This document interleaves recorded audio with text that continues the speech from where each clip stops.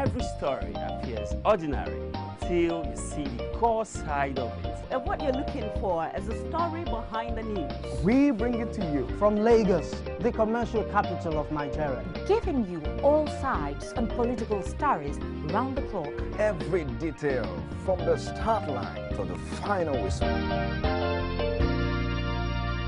CoreTV News, expanding your view.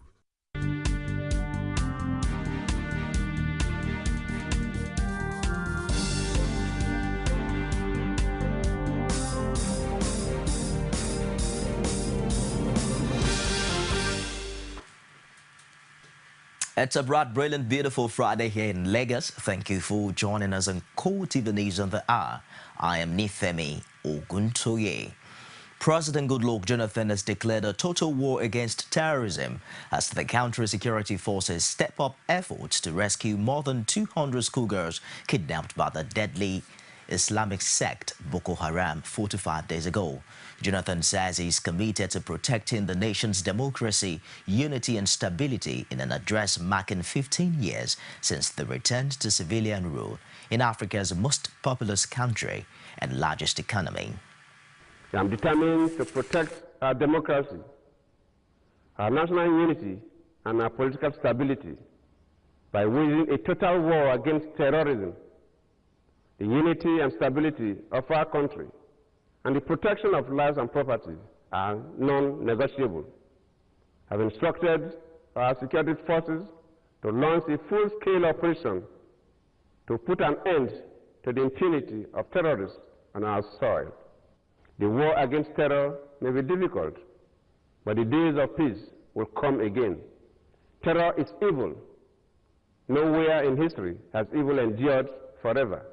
The menace of Boko Haram will surely come to an end. I believe that because of your prayers, your courage, hard work, faith, and sacrifice will ultimately prevail over the terrorists and all other evil forces. The Nigerian authorities are set to offer amnesty to Boko Haram members. Minister for Youth Development Boni Haruna gave this indication during a special event to mark this year's Democracy Day. He revealed that President Jonathan has already approved a series of integration for insurgents who were prepared to lay down their weapons. The President Jonathan administration has also declared amnesty for members of the Boko Haram sect. Series of integration programs have been lined up for the members of this sect who would surrender their arms and embrace peace. Let me take this opportunity on behalf of the federal government to call on the members of the Boko Haram sect to embrace the government's gesture and key into the amnesty program. The spokesperson of the nation's Department of State Security, Marilyn Oga, in an exclusive interview with CoreTV News, has slammed some Nigerian politicians for being economical with the truth in the battle to bring an end to the insurgency in the country. Oga, speaking on the sideline of the 26th Annual Conference of African Public Relations Association in Mauritius, admonished the politicians to unite behind the Jonathan administration against Boko Haram. That terrorism was novel to the Nigerian society because, of course, you know that we are a carefree, free-minded, complacent people with all due apologies. We are people who enjoy our freedom. We are people who are free-spirited, you know, and all of a sudden, you know, a crime was creeping in and people still saw it as the responsibility of security forces and government. It wasn't all inclusive. People took themselves away from the crime scenes and only sat back to criticize and, you know, castigate security forces and government, but failing to realize that in civilized climes where terror, you know, is being fought, it took the collaboration of government, security forces, and the people to be able to ensure a free and safe society. For example, maybe a governor from a state that is not of the same political party with the president, instead of discussing security issues, will now begin to talk about failure of governance. And so you begin to wonder, that is all politics to me. You don't have to be in the same political party with the government or the president for you to be able to recognize security issues and treat them as security issues, devoid of sentiments. She described the speculation, conflicting figures attached to the abducted schoolgirls that are being bandied around by Nigerians and advised all to wait for the committee set up for the purpose to complete its assignment. If we are definitive about the number, you know, I want to know exactly where the numbers came from. Because, of course, above all, remember that as the president has set up a fact-finding committee to harmonize, because, you see, for the security agencies, we had a different figure. The government of Borno State had a different figure. The principal had a different figure. WAEC itself had a different figure. And, of course, you know, the only true way you can say, okay, this figure tally with this figure was to set up a committee. And the committee is yet to come out with the exact numbers because, of course, it's expected to hear from parents of the adopted girls. You know, it's only the parents that can say, yes, I had 2 children in that school and the 2 of them are missing. And then when they put all the numbers together, we can definitively say, okay, it is this number. But all we've been dealing and working on are speculative numbers. And armed with bottles and stones are reported to have attacked women protesters staging a demonstration over the plight of Nigerian schoolgirls kidnapped by Boko Haram. A leader of the Bring Back Our Girls movement, Hadiza Bala Usman, says the men beat some of the protesters with chairs and bottles. Photos of smashed plastic chairs from the demonstration were posted on Twitter. Some groups say that the kidnapping crisis has been sensationalized to embarrass the federal government.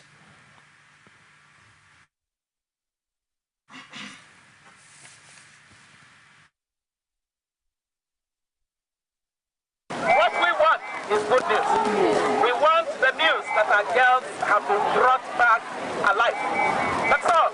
The response to the condition of the girls at the very beginning was indifference. It was indifference, institutional indifference to the cause of the girls.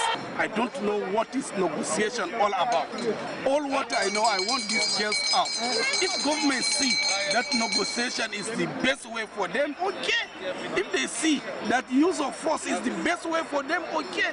Our own, we want these girls out. The interesting thing is, for the past 29 days, Bring Back Our Girls have started this campaign to pressurize the federal government of Nigeria, tell the commander-in-chief that it's his responsibility, as he swore on the day he took oath of office, that he will defend all manners and shades of Nigerians. Governor Aliyu Wamako of Sokoto State has expressed optimism that Nigeria will overcome its current security challenges. He says that the country would surmount current problems the same way it did with previous cases. Wamako made the assertion at the 2014 Democracy Day. He believes that since we were able to overcome the painful and bloody civil war, the menace of Oodua People's Congress, militancy in the Niger Delta, kidnappings in Northeast, and uprising and killings in Plateau, among others. He says with fervent prayers, Nigeria will overcome the insurgency in the Northeast. The governor says that democracy had paid off in Nigeria in the past 15 years. Wamako emphasized the need for a united, peaceful and harmonious country, irrespective of religious, political or ethnic differences, saying that Sokoto State had remained peaceful because all Nigerians in the state are regarded as one. Nigeria, the world's 4th largest cocoa grower, may produce less than originally expected this year as rainfall harms yields in the southeastern part of the country. The spokesman for the Cocoa Association of Nigeria, Robo Aduze, made this disclosure in Abuja while reeling out challenges of the farmers to newsmen. He says production will increase by a minimal margin, which will not match the 10% gain forecast in January by the Food Administration Organization, an organ of the United Nations. Output was estimated at 250,000 metric tons last year. According to Aduze, Ivory Coast is the biggest grower, followed by Ghana and Indonesia. The London-based International Cocoa Organization, the ICCO, forecast a cocoa deficit of 115,000 tons in February. It stated that excessive rain is cutting crop prospects in Nigeria, emphasizing that the rains are becoming heavier in southeast with the risk of spreading black spots a fungus which thrives in wet, humid conditions and rots cocoa pods. The farm gate prices for cocoa beans increased 12% to 470,000 naira. That's $2,892 per ton from 420,000 naira in January, which enables more farmers to buy agrochemicals to protect their crops. The responsible use of social media has been described as a boost to information dissemination across the world. This was part of the highlights of deliberations at the third day of the Africa Public Relations Association APRA 2014 conference holding in Port Louis, Mauritius. Ebulomo Adekunle has details. The ongoing All Africa Public Relations Association Conference 2014 has provided the platform for public relations agencies across Africa to strategize on how to maximize potentials within the continent to bring about success in their area of specializations and the ultimate growth of the industry. Speaking on the second day theme of the conference, Digital Media, the Undisputable Future of Public Relations, Adekunle Ayeni, Chief Executive Officer for Black House Media Nigeria, and Loic Forget of La Sentinelle of Mauritius, says social media appears to be the fastest way to reach a larger audience across the globe and encouraged public relations practitioners to take advantage of its effectiveness to showcase their services.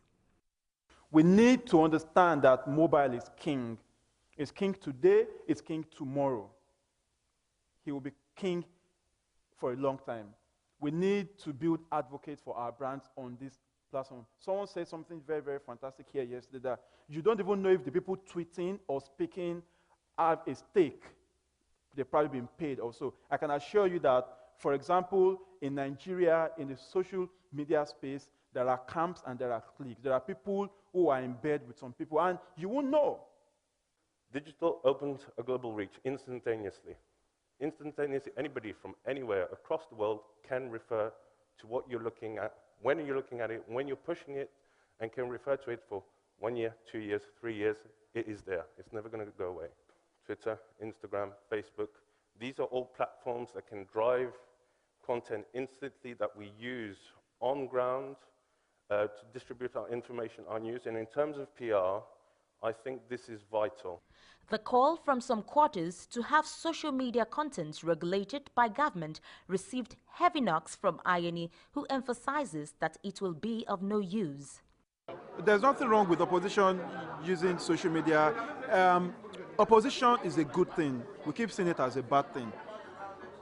Opposition helps a government in power to stay on its toes and make sure that they stay true to their manifesto, that they deliver what they need to deliver. Opposition is not supposed to be a detraction. It should be a reminder that, guys, you've not done this, you promised this, you promised that. So I've got nothing against opposition. A statement credited to Marilyn Oga, spokesman for the Department of State Security Service Nigeria, indicating that most media organizations in the country are owned by members of the opposition who use them to discredit government's programs, drew Ayeni's ire, who argued that it is a good development. You cannot regulate the media. What needs to be done is people need to understand that you must say and do what you do within the confines of the law. Being on Twitter, being on Facebook, being on Instagram, being on LinkedIn is not an excuse to break the laws of Nigeria. If the president just gave a speech and I'm not impressed, then I'm free to say it without crossing the lines. The social media has provided a faster platform of reaching out to millions across the world. However, it has recorded several abuses in recent times. Delegates to this APRA workshop have had fruitful deliberations on how a serious responsibility is heaped on the shoulders of operators of social media and how to responsibly maximize the uses of this form of communication. Ebulomo Adekunle, CoreTV News, Mauritius. You're watching CoreTV News on the Hour. Update on the Ukraine crisis is next after this break. CoreTV News presents a platform with presence in over 30 states of the Federation. Be sure to be had. For live coverage of events, we have the capacity to deliver from anywhere in Nigeria and beyond. Contact us now on 0803-471-8550 or 0803-724-9733. 014-533-407. Our 24-hour news station. Thanks for joining us again. For more information on our news and other programs, you can visit our Facebook page. It's www.facebook.com/CoreTV News. You can also follow us on Twitter at CoreTV News NG. Our YouTube channel, it's youtube.com/CoreTV_news. Pro-Russian rebels have shot down the Ukrainian helicopter, killing 12 soldiers, including a general, in one of the biggest setbacks in Kiev's 7-way campaign against insurgents in the separatist east. The insurgent success dealt a heavy blow to President-elect Petro Poroshenko's repeated promise to quickly stamp out a conflict that has threatened the very survival of the splintered ex-Soviet state. Separatists had earlier confirmed that they were holding 4 unarmed European monitors not far from where the helicopter was shot out of the sky with a sophisticated surface-to-air missile. Fresh fighting is reported across large swaths of eastern Ukraine's Rust Belt as the violence that has already claimed more than 200 lives continued unabated. A separatist spokesman says the helicopter was downed in a fierce battle that was still raging on the southern outskirts of Slaviansk. And that's it on CoreTV News this hour. Do join us again at the top of the hour for more. Up next at 8:30 is The Dailies. Stay with us.